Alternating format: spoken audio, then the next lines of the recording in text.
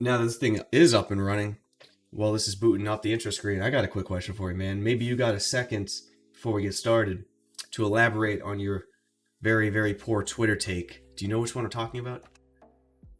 I don't think so. The Suicide Squad being the worst movie you've ever seen. Oh God, bro. Elaborate. So my main gripe with that movie was, and I'm going to preface this with I've never read those comics, right? So I don't know what the source material is. I just know from sitting there and watching it how I felt about it. That's fair. And That's that fair. giant pink and blue starfish with the eyeball was so dumb to me. And like he was like shooting out all these little pink and blue starfishes like out of his armpits, and they were smacking onto people's faces, and they were turning into like SpongeBob characters. Like that's how I felt about it. I was like, I'm sitting there going, all right, so James Gunn, it was James Gunn, right? Yeah. So I felt like maybe because of his gripe, he just came in and intentionally made a shitty movie to be like, fuck you. God damn, man. I don't know. I guess people are gonna like it, you know? Just one guy. Did you see the first one? I did. Do you like it better or worse? I thought it was about on par. I felt like this was a higher budgeted piece of caca.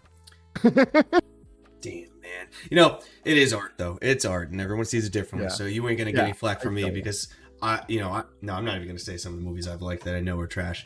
I had fun watching the live action Death Note. I admit it's awful. I had fun watching it. Don't watch it. Even though I had fun with it, I think that might just be a acquired taste. But speaking of takes, I do have, since I have you. All right, so Twitter. I got a bunch of people who I follow that I know. There's a very short list of people that if I bring up Facebook, I know they're jumping in the conversation. Yeah. Damo, you. I want to get a little background. Like, I think this is Twitter's such an awful place to have those conversations because there's just such limited characters. There's no nuance to it. But even with only having 180 characters, whatever it is, you aren't mixing words. You only need like 20 really to get across your point. But I want to go kind of backwards a little bit because I've known you for a bit in VR. You and Alex doing the Between Realities podcast are always the dreamers. Like when I first started watching you guys real early, I think one of the first like visual podcasts that were out there for VR, like y'all are the dreamers. You're always fairly positive, looking for what's coming up. But then you're pretty anti-Facebook, and I think it's really fun that I'd be able to talk to you about it. Like where did this start? You know, with the not anti-Facebook, I don't even know. You can word it how you want, but your thoughts, when did that kind of start brewing? Because obviously it's not going to be probably when, you know, the Oculus Rift S is the prime headset. It probably starts after. No, it like right when they bought Oculus. I mean, it was so for me, you know, I feel like Facebook is just very evil, and the things that they do are never for the people. They're to better their agenda. They're to collect more biodata on people. It's to use you as a product and to find out how you tick and to exploit you in any possible way that they can, right? So when I saw that they bought Oculus, I was like, oh dude, because you know I was what are you going to do? There wasn't a whole lot of options, right? There was HTC and there was Oculus. I was really following the Kickstarter. I was a fan of Palmer Luckey. But when they bought that, I just knew it wasn't going to end up good. And you know, now they're scanning your rooms and your houses, and they can identify you within seconds from your body movement. When eye tracking becomes a thing, it's going to be ridiculous. They have terrible security. They've been breached before. They lose people's data to whoever comes along and hacks them, right? So it's not even that they're protecting what they're collecting on us. They're terrible people. I mean, in my mind, they're there to exploit you and to take advantage of anything that they can about you. And that is a bummer for something that I love so much, right? I am so passionate about VR. It's all I think about, it's all I talk about. And for a company like that to come in and then become the prime VR company, like the VR company that's selling the most headsets, you know, creating and funding the most experiences, it's just really sad to me. You know, it's a bummer. And, you know, and another thing about this is it's not just what's happening right now, right? It's also, you got to look into the future, because someday someone could come in and buy out Facebook, right? They're a publicly traded company. If they get the right offer, they have to sell. There's no ifs, ands, and buts about it. They're obligated to sell, Yeah, right? I just learned about So, that recently with Tim Sweeney's tweet about the possible hostile takeover. Who was it? Did you read that? Was it no. Apple? Mike? Ooh. No, Microsoft. I think it was Microsoft. That there was rumors that they were going to aggressively buy him out, and I didn't know. I was like, "There's no way! Like, you're an owner, you're the CEO. Like, it's your creation. It can't just be taken." Nah. So that was news to me. I didn't know that was a thing until very very recently. But I don't want to go. Let's not. I don't want to go too far, like too quick in the conversation, because I think that just paints a picture I can't even remotely come back from. What has happened? Let's put aside the what ifs, like the whataboutisms and who's doing what. Mhm. What has Facebook, in your mind, have they done anything already that directly makes you believe and know that this is the bad way they're going? Is there anything that you've seen that was a big problem? I mean, really, just the data collection that they're already pulling, just the fact that they've said that they can identify us already within 5 seconds of movement. That's huge, man. That's your likeness. That's you. I mean, that's such a big deal to me. Uh, they, now they're trying to push ads into things, and we knew that was coming, right? They're an ad company, but I just get defensive when it's something that I love so much. This, to me, it's like someone coming after my family. I'm obviously going to defend it.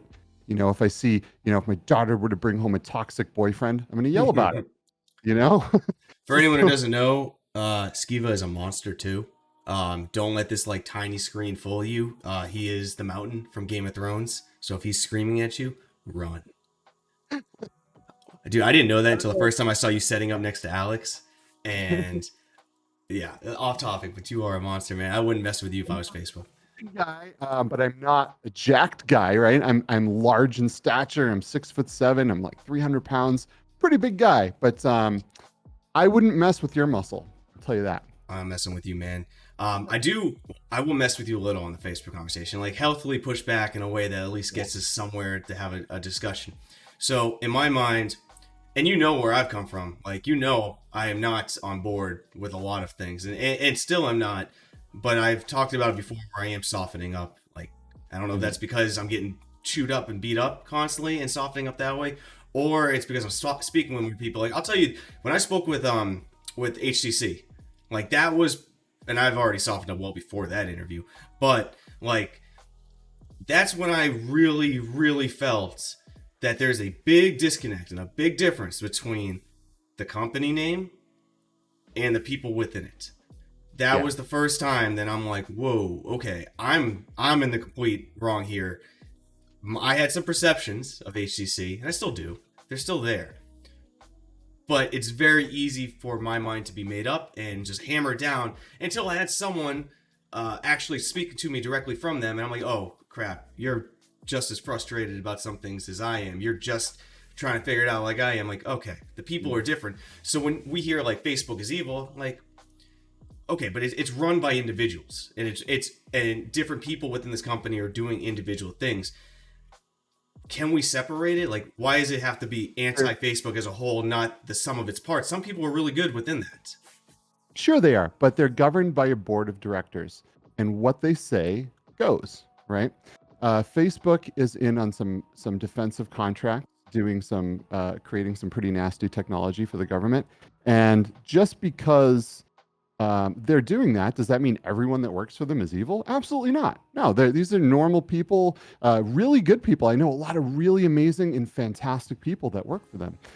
It's the management, it's the people making the decisions, and the people that put profit over people that I have a problem with, right? And I feel like when things happen in industries, it's up to people that have, it's up to people to have a voice and to voice what they don't like. Because once things get too out of control, it's over. It's just the way it is at that point, right? Mm-hmm. So, starting at, so fresh. I mean, Facebook is obviously a mega ginormous, huge company, but this virtual reality thing is so new, right? If we can get, if we can get enough people up in arms, maybe they'll change it instead of letting their ecosystem that they're building up die off. I'm really glad you brought that up real quick, because that's kind of what I was thinking, but I didn't want to speak on your behalf, is the sense that you probably see it. The people who have been using virtual reality since the DK1, DK2, Oculus CV1, and Vive Original, these are the people I'm seeing the most vocal, anti-Facebook, and are voicing their opinions up. And largely I respect that, because it's the dreamers. It's the dreamers who picked up this technology when no one else was playing, where if you told someone you were into virtual reality, you were the problem, and you're an idiot because it's not there, it's too bulky, it's awful. We were the idiots. And now it's transitioning, it's becoming more accessible, the price has gone dramatically down across the board.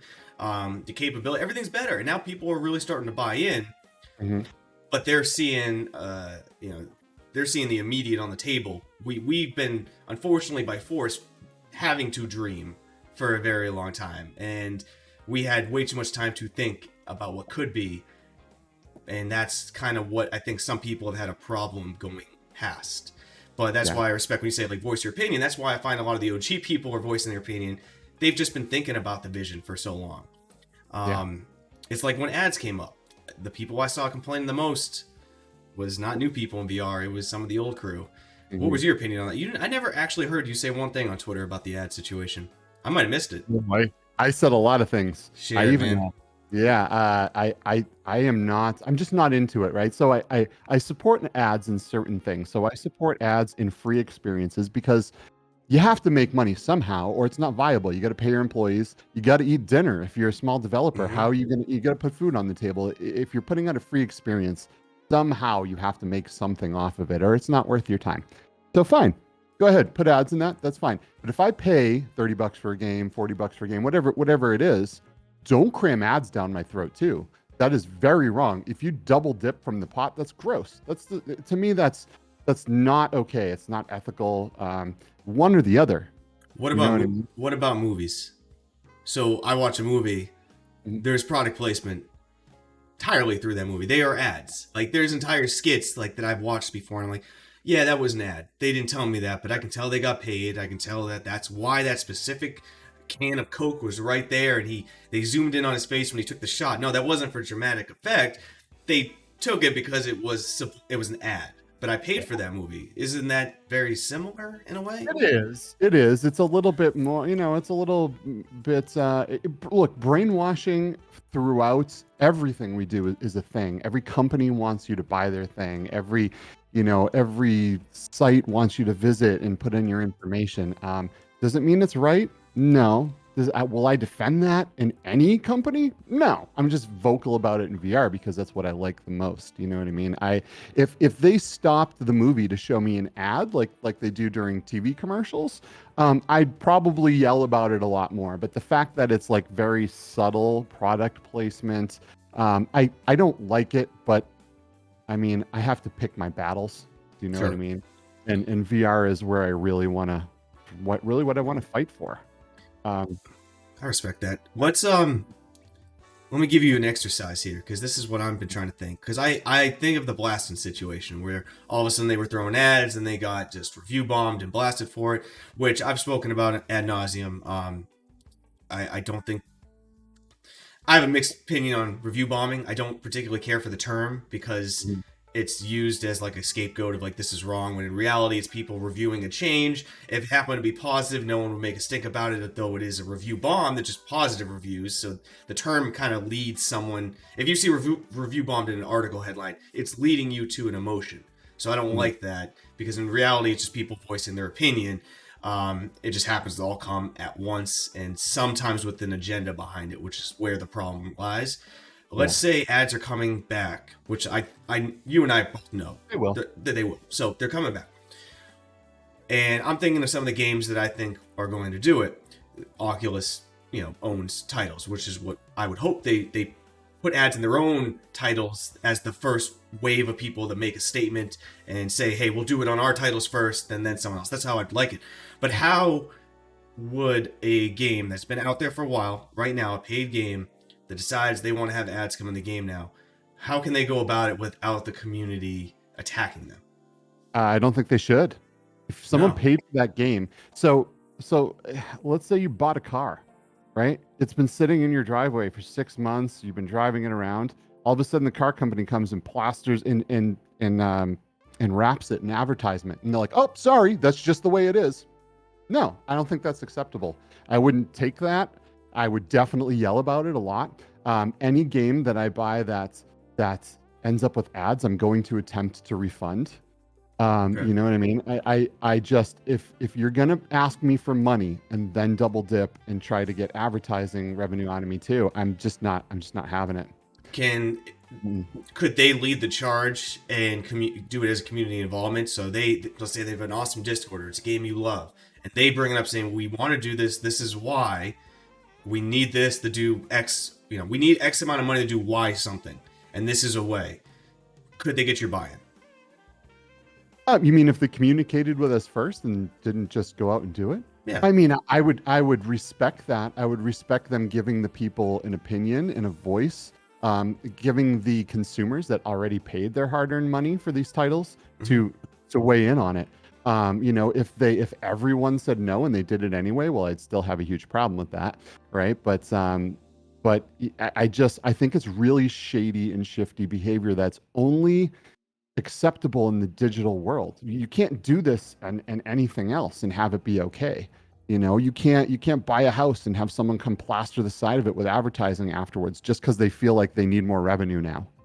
I don't think that's okay, and I will never condone it or not yell about it. Yeah. I mean, I can't. I'm not here trying to like you. Yeah. You and I know we're just speaking. I'm not trying to get you to go one way or another. I'm just concerned that there's a lot. So if you go to, say, unfortunately, like the Oculus store or even the Steam store, but Oculus store more, the top games are the top games because they have the visibility of having the most reviews and they generally look good, right? If you start searching outside that, especially on Steam, from an outsider's perspective, if you were just looking at reviews and ratings, it doesn't paint a beautiful picture. There's a very few compact list of games that perennial favorites have a bunch of reviews that are good games, and if someone jumps into that list first when they get VR, they are more likely to explore possibly lesser titles after that, because if you jump right in and go to that 3-star game and have a bad experience, what's the chance you're going to now keep trying? Not as much as someone who jumped right into Beat Saber, Super Hot, or something that has perennial, pistol whip that just dominates a rating store. If they have a good experience there, they're going to come back. And I worry that we take this short list of games, add ads, review bomb them. Now the first time user experience just keeps getting worse because no one knows what to play. Well, so I am, make no mistake, I am not condoning or saying I approve of ad bombing. I don't think that's okay. I think there's a lot of different ways to try to get your point across and to communicate with companies and developers before you publicly crap all over their product, right? Because you can't, man, it's hard to like take a good game that you really like and then the company does something that you don't like and then you just kind of go back on all the positive things you had to say about it. I think you need to voice it in a more constructive and a better way than just one starring the game and saying it's terrible and lying about it. Because I mean, at that point, you're lying too. You're part of Thank the you. problem. You're not being honest, and that's what these companies are doing. And we need to lead by example, right? We can't do the same shady things that they do and expect that our behavior is okay. So I would never do something like that, and I don't think anyone else should either. But I think you should be loud. You should get on Twitter. You should voice your opinion. You should email the support teams. You should do everything you can to make your voice heard. Because when there's a problem, if you're quiet about it, you're not doing anyone any favors. You're just allowing the problem to grow. Because when a company sees that there's no there's no pushback or resistance, they continue until they get to a certain point. Where they're where they want to be, and then by that time it's too late. No one said anything to begin with, so I feel like voicing your opinion is huge with anything in life, not just VR, with anything. If you're quiet about it, then maybe you're part of the problem. Yeah. No, thank you for real. Thank you for saying the part about the review bombing and that there's Yeah, better ways to do it, because I think that's it's hard to explain sometimes to someone. But when you see these review bombs happen, you can't be anti-review bomb because in a way they're all rating something off a change. Their opinion may have changed, therefore their review is valid and needs to be respected. However, are we then reviewing the stars based off of a real scale anymore, or are we throwing one star out there because we're angry and lying? Because I'm with you. When Superhot got review bombed for the small change they made, can you make a review and put your displeasure there? Sure. If you're going to give Superhot a 1 star, you're a liar. It's not a 1 star. If you had it at 4 or 5 and then brought it to 1, you're lying. The game isn't a 1 star. You're just extremely unhappy, and this is your way of voicing your opinion. There's better ways, and I commend you. And really, like, some people who are really anti-Facebook would not have like the comprehension to say it that way, and I hope my viewers can understand that, and I appreciate you kind of bringing that to their head. What headset are you using right now? I primarily use the Valve Index, but I do use the Quest 2 a lot as well. You know, I'm kind of a hypocrite, and I'll say it, that I yell about Facebook a lot, but I use their product. But you know, I need to know what it is that I'm bitching about, right? So I feel like if I were just to come out and complain, but have no reference on complaining about it, then that wouldn't be very, you know, it's like reviewing a movie that you've never seen, right? So I do use the products, but I am vocal about it. And I think that's the way it should be, right? You know, I love my Index. I've never had so many problems with a headset. I've been through 2 of them. I've been through 4 sets of controllers. You know, people say it's the most comfortable headset, but my facial structure does not agree. I can wear my Quest 2 with the Elite battery strap, which I've always also been through 4 of, and wear that for 10 hours. Play straight, no problems at all. In 2 to 3 hours with my Index, I have my forehead hurts, everything, like my neck hurts, it's heavy. It just isn't right for my face, but I really still enjoy using it. But I feel like I have to use the other products in order to have a fair and balanced opinion about them. So yeah, so be it. We'll see. I mean, I would really prefer, you know, let's say HTC, you know, with the Focus 3 comes out with a strong market presence, and they decide to go fully consumer based with it. I would get that, and I would probably use that primarily, but I would still have the Quest to be able to kind of see how things are going and kind of judge things for myself, so I can talk about them through experience. Yeah, I know Thrill just did his, I don't know, I haven't watched it yet. I plan to tomorrow, but some unboxing and or review or hands-on of the Pico Neo 3, which was interesting. I'm interested to hear, because that is a Quest. Most people don't know that. It's literally made in the same exact warehouse as the Oculus Quest 2. So it's the same thing, just rebranded. It's all over there. And then I also, when I spoke with Yukai Chow of HTC, I don't know if a lot of people picked up, like, I don't know how many people watched it, but I don't know how many people picked up on what he was saying, but it sounded, I'll put it big quotes, that the Vive Focus 3 is going to have a consumer edition coming. I hope so. Well, he said we need competition in any market. Yeah. Competition drives things forward. It creates change in the industry, usually in a positive way, right? Because people have choice. They can go from one company to the other. I would love to see HTC come out with the, you know, with Focus for the people. I would love to see Pico Neo start shipping over here to the States. I got a chance to use the Pico Neo 2i at CES before the world ended. And and I really liked it. You know, when was that? Like 8 years ago? It's felt like that. January 2020. So it's depressing. It wasn't that far ago, but yeah, it seems like forever ago. Right. So what's a competitor in your mind need to do right now to stand out? And that it could be a across the board type of you know, the package good, or it could be a specific advantage it has. Because I don't think there's not a right answer to this, but in your opinion, what does someone have to come in to do? Because I doubt they're going to competing with price. So what are they competing with? So let me kind of talk about price there for a second, right? So people, you know, Facebook subsidizes their headsets. You know, they haven't told us exactly how much, but the general consensus is about that the headset would cost around $600 as opposed to $300. Now, if there was an option for me to pay the full price and opt out with my data, I think that right there would solve most of the problems, right? I do not need your subsidy, right? I don't need you to take away cost in order to take what is more valuable to me. So if another company came out with a full price headset and they said no Facebook, no data collection, but you pay the premium, I think a lot of people would jump on that. I think there's a huge holdout on people buying a Quest because they don't want to deal with Facebook. They don't want to have their games tied to their Facebook account. You know, you got kids, they're forcing children into social media that aren't ready for social media. That's terrible. That's a terrible thing to do, right? I mean, I know. Let me split Go this ahead. up real quick. Before you get into that. I want you to bring up that, so please do. But if we get too far into the weeds there, then we'll miss what's behind it. Do you think there really is a lot of people who right now are holding out on getting an Oculus Quest because of Facebook, or is it a vocal majority, not an actual majority? No, I think I personally think there's a good amount of people, but just not even in the VR community. I know a lot of people who are very anti-Facebook about everything. They won't have the apps on their phones. They won't talk on Messenger. They won't do any of this stuff. And I think that bleeds over substantially to the people who would be getting into VR. Cost is obviously a big thing. We want the Joe and Sally Walmarts, right, to be able to go in and know what VR is and pick up a headset on the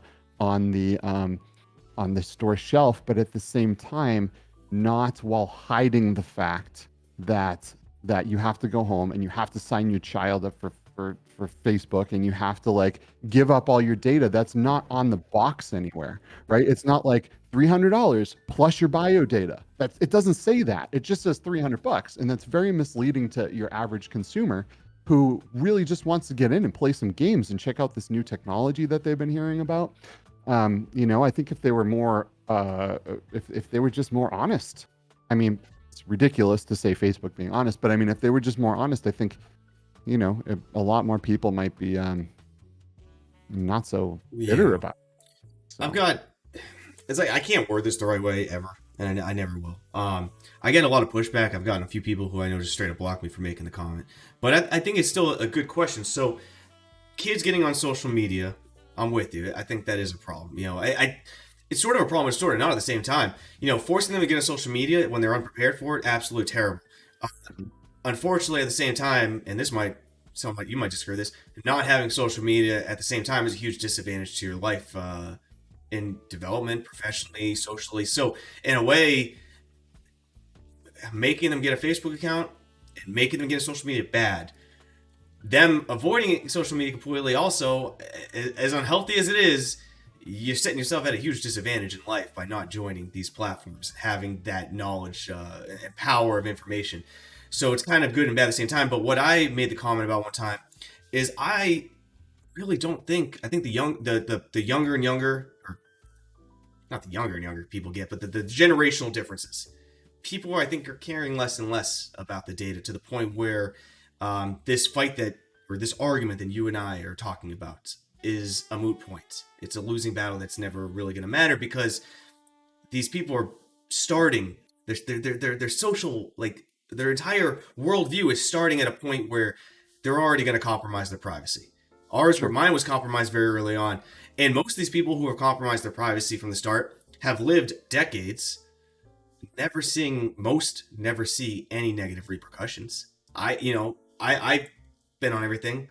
I haven't really seen anything tangibly negative. I've seen a lot of positives, and that's not to say the negatives aren't out there, but you have millions and millions of people who will go their entire life giving up privacy from day one, and most of them will never see anything come of it that's negative. So why do we have this constant fight between people of trying to convince people not to go that route when in reality it's very few who ever get hurt by it? And that's a really blanket statement that's going to get me in a shitload of problems. I already know it. That's going to get taken out of context. so, so social media, you're right, is a very big advantage for certain types of people. Networking in general is one of the most powerful things you could ever do to advance yourself, to advance your career. The more people you know, the more doors will open for you, right? I completely agree with that. But seeing a company doing really shady things that could very well end very bad if they don't play their cards right isn't really, it's not a reason to say, oh, well, since this hasn't knocked on my doorstep, right now, it's okay. Like, I think it's really important with everything in life to be proactive, think ahead. You know, uh, the future. You can't get to where you want to be if you don't have a vision of the Hmm. future. The future is very important, right? So, I mean, imagine Zuckerberg walks out tomorrow and gets hit by a bus, and then all of a sudden the new CEO is terrible, doesn't care about security, sells your data to shady companies. Like, what are you going to do then? We're looking at right now the people that are running this company, right? Um, Eventually the seats will change. We only have so long in our lifespan, right? We're at the very, very beginning of this digital frontier.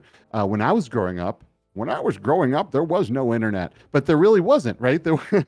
It was, it's a fairly new thing about itself. It hasn't been around to stand the test of time. We haven't screwed up and learned from it yet. So we have to be careful, and we have to kind of make our stance known to how we feel about it. I think it's too bad that younger generations don't care about their privacy. It's it's really sad to me that they're just Why do you think willing we care to. about our privacy so much? The older generations. Why do we care about it so much? It's a good question. Why do we? I mean, in a perfect world, we could be open to everything, right? I mean, someday, we're kind of working towards. I feel like as a society, as human beings, we're kind of working towards unity, right? Someday it would be great to Yeah. put on like a brain computer interface and not have to worry about what thoughts get seen by who. But the fact of the matter is there's a lot of companies out there that are profit driven that are looking to take advantage of you, and they're going to use that information in any way they can. And until someone like the government steps in or the law steps in and punishes them, they're going to do whatever they can to make more of a buck, um, until they're stopped. And by the time, if we just all let this be the norm, by that time it will just be too late. Everything, once data is leaked, it's out there. It's Hmm. gone, man. Like, I could hop on the dark web right now and buy 10,000 credit card numbers for like $5. It's not even expensive. Your data isn't even worth that much, but it's being passed around like nobody's business. I would like to see some of these people talk to people who have had a rough time with identity theft, and come on and be like, well, your problems just aren't real and they're just not valid, right? People say that because it didn't happen directly to them. Yeah. And empathy is such a big thing. You know, being doing the right thing from the beginning should be a priority. It shouldn't be profit over people. It shouldn't be profit over doing right. You know what I mean? I'm a believer that that we should always do what's right first. And two wrongs don't make a right. People yell all the time about, well, why do you use Microsoft and blah blah blah. Well, dude, I got to pick my battle. There's only one of me. When I can clone me, I'll make an army and I'll fight them all. Yep. But right I remember. now, I remember Six when I was speaking with him. He went off on me about telling to everybody on it when it was brought up. Like, what about Apple? And then he went on this tirade about the whataboutisms and what company. And it opened my eyes. Like, you're right. You're right. We can't just compare everything to everything. We've got to just focus on the problem at hand. With the Between Realities podcast with you and Alex, you yeah. guys have always been much higher thinkers when it comes to a lot of these topics. And when you brought up empathy right there, like that's something I always think about, and it's been very interesting. Like starting doing these talks, I think like I've done what is this like 17 or 18. I don't know if it's that high. I don't know what number we're on. But either way, like 4 or 5 out of the ones I've done so far, which is a large percent, 28, 30, 33%, have brought up in some way the empathy machine that VR can be. Mhm. With all these things we've discussed, does Facebook have the biggest avenue right now to make that empathy machine the realist version of it, though? Can they add so much to that empathy conversation on how VR can do that that it would offset all these possible problems that they're causing? And that question was worded very wrong. Cheers. It's You a tough know, question. I think Facebook is the biggest hypocrite when it comes to empathy. I don't think they have what it takes I think it's the developers that come and make the experiences that are able to really push empathy and kind of, and to bring that whole thing with placing yourself in someone else's shoes. If Facebook had empathy themselves, they wouldn't want this happening to their kids. They wouldn't want this happening to them. They wouldn't want their bio data getting out. I mean, what else are we if not our bio data? You know what I mean? Like what else? They're eventually gonna know what we think, how we move, what we look at, every preference that we have. What makes us individual after that? So I got two things on that. The first one though is for the empathy driving part of it. I'd like to ask this question because I had now 5 people on that all brought up empathy with VR in one way or another, but I never asked the question, which is on me. Have you ever had a VR experience that did build empathy in a situation that you normally wouldn't have? Have you had something within virtual reality right now that empathy was a new driving factor in that experience? So I think I've had a few.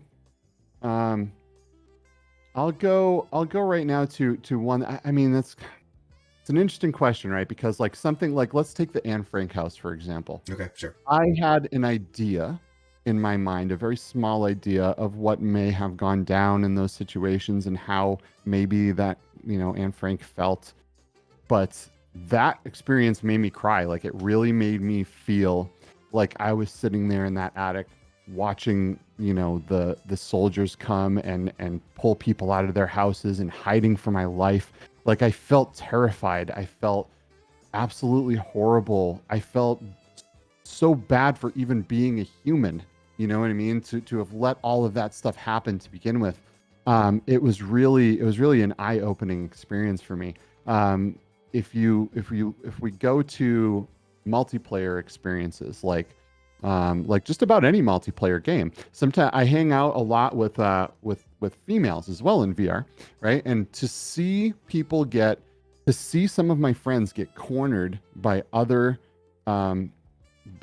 avatars and have horrible, terrible things said to them, right? I know how to work my headset very well. I'm in it a lot. I know how to block people really fast. I know how to get out of my headset fast. I know how to make a lot of these things stop really quick. But a lot of people do not. They have no idea. They barely got in here to begin with, right? And now they're being cornered by all these people saying terrible things. Like that really makes me feel so much like I don't think I'd have as strong of a feeling about this have I not experienced it in virtual reality with people, right? Where my friends are getting attacked and I can't physically grab these people and push them away and protect my friends because they're digital avatars. But the words they're using are still more impactful and more hurtful than any fist could ever be. Yes. You know what I mean? And to watch people get degraded and belittled, and then to have what's a word that's not a swear? Really terrible people. I mean, you can cuss all you want on this thing. I don't, yeah. Well, to have shitty people on Twitter defending the actions of these people, saying that it's just a game, and if you can't separate yourself from a game, then you shouldn't be in there to begin with. It makes me sick to my stomach, like physically ill. Especially really that comment particularly. I'm with you fully on that particular one where they say it's just a game. It's like, okay, if let's take you saying it's just a game and let's say that's a fact. Then virtual reality is the biggest bullshit in the world then, because if it's just a game, then everything you and Alex have spoken about, everything I have spoken about from the entire time I've talked about VR, Thrill, Steve knows BMF, then we're all big con artists because that means the dream of how virtual reality can feel so immersive and real is bullshit, if that's what you're saying. Or we're right, and virtual reality can be that immersive where it's not just a game anymore. And now we have to have a different conversation. So I fucking hate that person on Twitter. It's just a game, bro. No. Because you just called me a liar then. You just called Skeeva a liar. You called everybody in the virtual reality community a liar, including yourself. If you have said, hey, I felt this game was so great. It was so immersive. It felt so real. Well, then shut up. It's not a game anymore if you feel like it's real. How many times have I been playing a game, traditional game, and punched my wall? Never. No. Not on purpose. Sometimes I get a little angry. Call of Duty. It pissed me off as a kid. But not on purpose. How many times playing Everslot have I lost control of where I was sitting in my room because, you know damn well I don't put up a barrier half the time. My guardian is my entire room, and I just pray that I played enough to know where my wall is. But sometimes I don't. Why? It's because I got so immersed and so disoriented that I forgot I was in my room. Mm-hmm. That ain't a game anymore, bro. That ain't a game. That's The that's something bigger. The energetic connections we make with people, whether they be through social media, whether they be online or in any way, or just in virtual reality or even flat gaming, it's very, very real. It's extremely real. It's just as real as if you were in the same room with me and we were talking. Just because I can't physically touch your body and harm you physically doesn't mean that the energy we're exchanging is any less or any less powerful to the damage I can do to your mind. Like that's the real connection there. You know, I've never, there's a lot of people that I've met in VR and I've met on Twitter, and we are really good friends. And you know, if you so according to this logic, we're not friends because we've never met and actually had our real life avatars face to face, right? Then that must be bullshit, right? Like the energy we exchange is extremely real. There's nothing fake about it. And to put yourself in a very immersive environment and to have a cop out that because you're a disgusting person and you want to treat people poorly, that this is just a game, is just a cop out for you being a really shitty person. Yep. So I agree. And I'll give that person something, and I always will give that person the benefit of the doubt. In reality, they may just not have the knowledge of their bubble.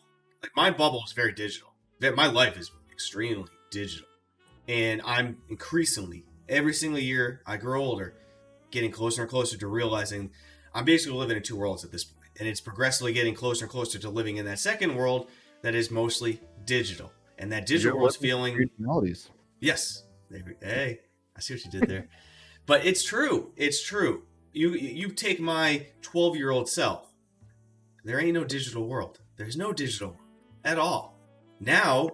my net worth, I have a large net worth that's all digital and fake. Like, at one point when I was 12, I had a piggy bank and I had cash. My net worth was real. It was tangible, physical, real. Now, at my age, I have a lot of net worth that is completely fake, non-existent, not real, but it's still valuable to somebody. Right. And these people that I think say it's just a game, I think are just closer to my 12-year-old self, where maybe they have, I give them the benefit that most of their life is just IRL, and they just haven't had that epiphany where they realize one day, okay, there's a percentage of my life that's going digital now that's getting an alarmingly high percentage, and they just haven't had that mental discussion with themselves and understanding that, okay, it's not all about IRL, it's now digital as well. Yeah. Well, we have a hugely blurred vision of real life right now. I mean, we hold so much value in the dollar, right? And back in the day when our parents were growing up, the money was backed by gold that was sitting in a safe somewhere. That is completely gone. It's now a number in a computer. That's all it is. It's as fake as anything else, but we hold the true value to it, right? And whatever we give value to, is worth something. It's value, right? But so everything, a lot of what's happening these days is digital, and it doesn't mean it's not real. You could go as deep as to say real life is not real. It's also a virtual reality. None of the things that you see are raw, right? You're getting a light, you're getting light transmitted through your eyes. It's hitting something in the back of your brain. At the same time, you're hearing a sound. At the same time, you're smelling something. All of those things are happening at different intervals, at different times, and your brain puts it all together and forms an image in your mind. It's a virtual reality as well. It's just a more real and accepted virtual reality. I can't go to someone and be disgusting to them and be a bad person and say, well, it's just a VR thing, dude. It doesn't make any sense. Interaction with people is just as real as anything else. Yep. Can I riff off you with this too, since I like this conversation where it's going, but I've been increasingly getting, so I don't go on Facebook very often. My entire Facebook is I go to the video tab and just sometimes get into like feedback loops or just funny meme videos. Like that's my Facebook use is meme videos, Pokemon card openings, and highlight sports clips because they're fun. Like that's all I watch. But lately, please, someone yell at me and tell me to stop doing this. I've been scrolling on my news feed, and I'm in a lot of VR communities, and I'm reading this, and it comes up every time. Kids in VR. And I'm getting increasingly frustrated with the point where I've typed up paragraphs and then deleted them because I just have caught myself every single time. Don't engage, don't engage. But I really hate it. I see too many adults wanting to be separated from kids. I see too many adults bitching at little squeakers and bitching at this. Did they forget it's a game? Did they forget that, if anything, kids playing games is more normalized than adults playing games? And I'd love to hear your thoughts on kids in VR, but in my mind, I'm getting very confused on why adults are being so childish when I understand that you don't want to listen sometimes to someone screaming in your ear. You don't want to be team killed in a multiplayer game. You are valid. These are valid things. But it's not a game, guys. It's virtual reality. Kids play games. You're an adult. Navigate it. Navigate it. That's just my opinion, and I've never spoken about this on stream before, but I think this really goes well with what we just spoke about before. How do you handle kids in games, and what are you seeing from your viewers and your base? So, I see a lot of people yelling at kids, and they get into a lobby and they're like, all these kids, right? But they forget that, not that long ago, they were that kid in the lobby in Xbox or Yes. PlayStation or whatever. And, they just don't think about it that way. And once we get a big enough player base inside of virtual reality, it would be nice to have a thing where you're kind of grouped in multiplayer lobbies by age, right? Because you don't go to like a big family party or reunion and hang out with all the little kids, right? You want to hang out with the people your age that you have most in common with, right? And it's kind of the same in VR. You don't want to be teamed up with, a 10-year-old squeaker that's yelling and screaming and being annoying, right? But like it's just what it is right now. There's not enough of a player base to separate that stuff out. But those problems are everywhere. Even in Yes. larger games and flat games, they're still not separated out by age. It is what it is. It's just that much more impactful because of how real virtual reality is. I don't think that it's great to throw your kid in a headset for extended amounts of time. We are still in a place where we're using Fresnel lenses. They bend light a certain way. If your eyes aren't right in the middle of that lens, it's gonna mess with your eye muscles. And kids' eye muscles aren't yet fully developed, so it could cause real long-lasting issues. And it's a bummer that a lot of these parents don't even care to even look into any of this stuff. You Right? don't They know just what to look into if you don't know what you're buying your kid. I mean, let's right. be honest. If I know there's gonna be a time where my kid's gonna grow up and ask me for something, and am I likely, with my busy ass life, going to research it? Probably not. If it's something reasonably, I look up reviews. I'll look up things. If the first review isn't like my kid died from this, I'm probably gonna buy it for you, bro. Like, I'm just gonna be honest. Like, I'm not gonna do my research on it. So I don't blame the parents in a way. I don't know if we can expect parents to know every single thing their kid is using to the nth Yeah, but degree. you strap something to their face, Fair. Okay. right? Something that's supposed to be extremely real, and you're setting them off into a virtual environment with all other kinds of people. You wouldn't send your kid off in the mall by themselves, right? When they're Yeah. when they're a certain age, you wouldn't. I mean, there's a lot of things you wouldn't do. We got to use like common sense, right? But a lot of the problem here is there's just a lot of bad parents, right? There's a lot of people that don't care as long as their kid's off their back. That's what they're going to do because their kids, they're not hearing from their kid. They're able to work, they're able to do all of these things and they're not being bothered by their kid, which is Mhm. an unfortunate way to look at it. But if I'm literally strapping something to my child's face, I'm gonna look into it. You know what I mean? Like just the same way, I don't know if those same parents would go and put their kid into a rated R movie all by themselves. Would they do that? I mean, I guess it's just more normalized, right? That's not acceptable. So putting your 8-year-old kid into a real like environment where people are shooting at each other and people are yelling and screaming profanities at each other, is that I wouldn't do that. You know No. what I mean? Like I don't know. It just Yeah. seems I it wouldn't just either. seems like shoddy parenting to me. Yeah. So I don't want. It is half the fun of having a kid. Now that I have a kid, I can literally call other parents some bad parents. Like, that's the privilege you get of having a kid is like if you don't have a kid, you can't call another parent bad parent because then you get into like you don't know what it's like. But I eventually will get to know more and more what it's like, and now I can call someone a bad parent. But I have seen less. Well, I can't see bad parenting in VR. Like I don't know what's going on, right? And I've been playing VR now for what is 2021. I first got in like 2015. Now, granted, it's a big difference, but in 6 years, I've never had an experience with a kid that I couldn't overcome as an adult in my own way. Like there's never been one single one. And I think about it in IRL. If a kid comes to my place of work or where I'm having fun and does something insane, you handle it the same way IRL that you do in VR. You can try talking with a parent. If the parent's not there, you can try just being nice to the kid and trying to. You're smarter. You're an adult. You should be able to mentally manipulate a kid to be nicer. Like hey, sorry, how can I? What's going on, man? Do you want? Let's have fun. What's going on? Show him a gun. Hey, use this gun. It's fun. Now you're my friend. Let's go. Or you leave. Like there's tons of options. But this whole I literally see people like fuck squeakers, fuck kids. They'll team kill them in lobbies. I was playing Pavlov today. Someone was squeaker, and an adult, what sounded like an adult to me. He was old enough to comprehend, and he had a deep enough voice where he had to be 16, 17, 18 minimum. Started killing this kid because of his voice.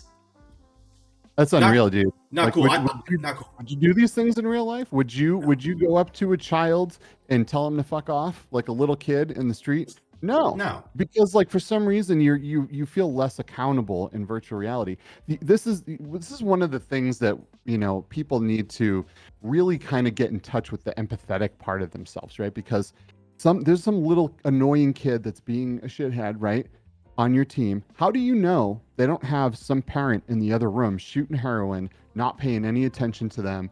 The dad's drunk, beating the crap out of them. You don't know. You have no idea what's going on in this kid's life, right? This might be their only escape. This might be their only chance of of normalcy, of hanging out with people that aren't like that, right? So, just because something's annoying to you doesn't mean, another person's annoying to you. Doesn't mean you have to just go and shit on them. You really... Yeah. It's in VR, guys. This sounds sappy, but it's cost-free kindness. Think about it. In real life, if I'm walking down the street and a homeless guy comes over, asks for money, it's technically not cost-free kindness. There is a cost to helping this person. Cool, no problem. If you see someone whose car is broken down, there is a cost to helping that person. Like I have to get out of the car, real life time, real life safety, possibly concerns. You don't know this person. They could physically touch you. There's always cost, and they may never happen, but there are. But VR is literally cost-free kindness. You see a kid screaming, having a bad day, go over, try. There is literally no danger to you, to him. You could try anything to try to rectify the situation. You hear someone being toxic, you can go into that situation. It's cost-free for you to try. You might not be able to do shit, but you're at no risk of getting hurt physically. You're at no risk of getting identified publicly. It's cost-free. So try to be empathetic first, because it's literally no cost to you. It's just you being unwilling. And I just wanted to vent about that, because I literally had that in Pavlov today. It literally, kids started talking. He screamed. It was annoying. He didn't get 10 seconds for anyone to go, hey man, can you not do that? What's up? You want to come? No one. Made the noise, shot immediately. And then, of course, the kid then gets defensive. Now we're having a problem where adult is now team killing a kid, and the kid's trying to team kill everyone else. The game's ruined. Why? Because he was loud for 1 fucking second? Yeah. It was kids awful. are kids, man. And, this kind of goes back to what we were talking about before. If there's a problem, speak up. Silence has never helped anyone ever. If someone's being harassed, if someone's being nasty to a child, say something. In real life, if you were out and some stranger was yelling at some kid, would you just walk away, or would you intervene, or would you say something? Let's be human, right? We're still, just because it's digital in there doesn't mean we're not humans, right? We need to still live with the same empathetic, just morals. It's the same empathetic morals as we would in real life. We have to think, what is this kid? Maybe this kid is going through really tough times at home. Maybe this is why he's acting like this. The thing is, in VR though, you have a mute button. You know what I mean? Like, you don't have to be nasty. But you could If it's just literally do this bad, too. mute them. Yeah, there you go. It's super easy, man. You don't have to like take your aggression out on children, on women, on anybody. I mean, be a good person, and that should be what you do with everything in life, right? Hmm. Just be a good person and don't be a douche. Since we've been downers for a while now, we're not downers, but these are heavy topics. What's making you happy right now in VR? Like, what's the daily driver that's keeping this dream? Because Facebook's everywhere. Like, it's literally every single news story is going to have Facebook involved with it. There's your Yeah. PCVR dead is talking. Well, there's a lot of people who just want to talk about that because it drives attention. What's making you happy though? What's keeping that VR dream alive? There are so many good games that are constantly coming out, and I hear there's always a lot of people talking about, there's nothing in VR, there's nothing coming out. Well, I don't know where these people are, but in my world, I'm getting, there's games coming through all the time. There's always new games, new things to try, new experiences. And there's a lot of older experiences that are just as relevant because there's newer DLC coming out for them. There's always new stuff coming out for Half-Life Alyx. I can spend hundreds of hours at a time in No Man's Sky. I've been like a lot in Neos. Neos is like a Yes. VR chat, but it's like the Ready Player One Oasis, right? Where whatever you think of can be done. Anything. I mean, it is bounds-free reality. And I have a hard time not going into Neos. Like, I I've seen you really, talking about it a lot. yeah, it is really, man. I mean, it's something else. Have you gone to the ISS space station in Neos? I have not gone to the one I think that you're referring to, but I have a buddy in there who designed his own life scale version of the International Space Station, and I've been in it, and I've turned on no gravity mode and Yep. floated around and pulled myself through, and like that stuff is just also amazing. And the fact that anybody can create anything is really just such a huge deal. I mean, and things like VR chat's pretty awesome, right? But it's kind of static when you're in there. You can come out, you can load up Unity, and you can get into that whole thing, right? And if you're not a Yes. developer, it's not very easy, right? But you can load things into VR chat with Unity. In Neos, you can open tools and just start building. You don't like how something works? Go All and, in like, game, but guys, he's talking about all in game. Like the tools for creation is all in game. all in game, kind of like Rec Room has like a creator pen. Neos has a dev tool, right, where you point at things, you can open windows on them, and you can change everything about that thing. You can add logics to it, you can do anything that you want, and you can fix things on the fly and make things on the fly. And it's just one of the most amazing things I've ever seen. And the things that people create in there are absolutely mind-blowing. These are the things like Neos is what really, really has me excited for the future of virtual reality, because I mean, just being able to think of something and turn it to reality is just blows my mind. Yeah, I would highly recommend, if you haven't played Neos VR, anybody, like, jump into it. Go to VR chat first, and then go to it so you can understand where the tangible differences are. For example, on that space station level, like in VR chat, it's great. Sometimes I feel like it's very static. Picking up a pillow, and if you were gonna throw it at somebody, go do it in VR chat. Most people know what happens. Second you let go, sticks. It's there in the universe. It's not gonna move. This level of the ISS space station, which was I bring it up because it's my first Neos experience. This was back like 2 years ago. When you were grabbing and pulling yourself to thrust yourself through, anti-gravity, no gravity, it doesn't feel like a mechanic. It doesn't feel like, okay, if I just throw, I shoot. It has weight to it. It literally, I almost felt the muscles contracting. I almost felt the momentum of it start fast and stay exactly constant because it's zero gravity. There's no friction. It felt real. There was a lot of substance and weight to this experience where I can't say I had that ever in VR chat. Now, I've had great VR chat experiences, but it's just different. I don't know. There's no other way. You understand what embodiment is in Neos, where I think VR chat is more immersion. Neos is embodiment, and they're similar but different. That's the only way I can think to describe that. Any peripheral too will work in Neos, right? Yes. So with VR chat, they are very strict on modifying the client. You can get banned. You can't do what you want to do. If you get some cool new VR toy, you can go into Neos right away and implement it. Right, all my haptics work, Yep. full body tracking, face tracking, everything works in there. Um, it's just unbelievable. Now this is a it's in its infancy, right? And it still has a lot of issues they're working on, but it is by far one of the most amazing and just all around just unbelievable experiences that I've ever had, and it just keeps bringing me back and bringing me back, and every time I go in there's something new that someone's created. There's always amazing things to do in there, and if there isn't, I make my own, right?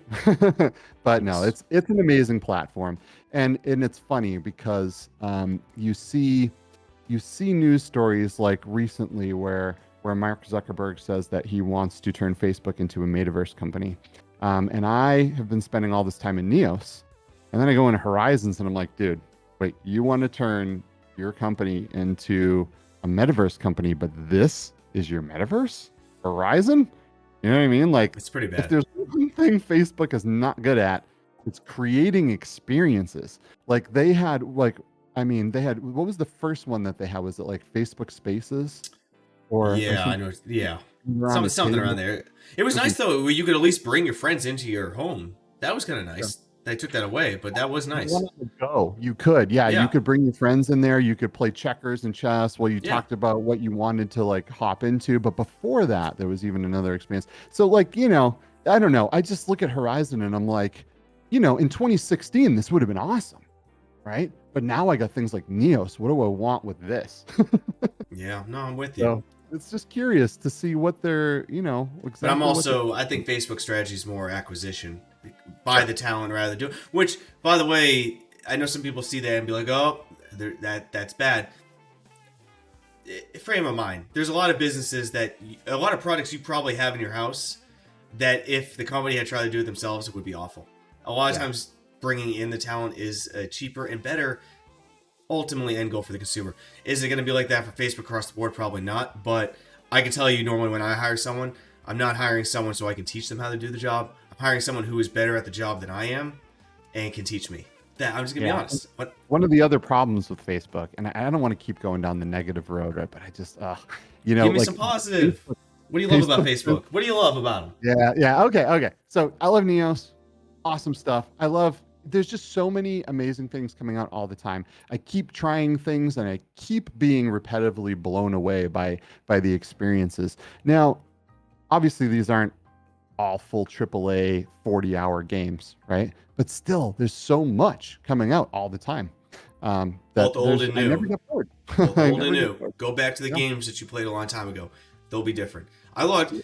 Mhm. Anyone who wants to play Pavlov with me, please hit me up. Logged in for the first time today in a very long time in that game, mostly because my index controllers have been crapped out and got new ones finally. Have you played Pavlov recently?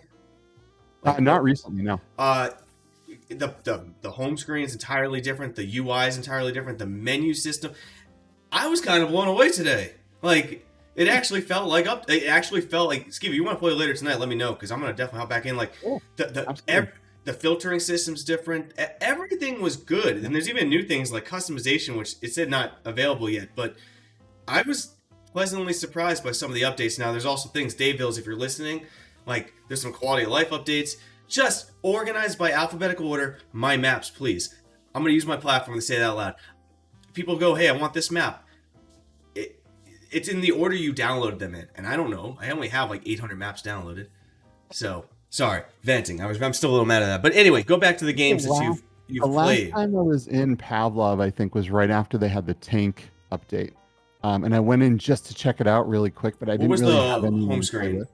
What was the home screen like? Like when you got it? Was it just the gray one with like the black buttons that said play and co-op? No, I think they had just updated it, and it was like the background was that first tank mission. I think it all kind of looked Maybe like it's buildings updated. in the background, and Maybe you saw what I saw. I don't know.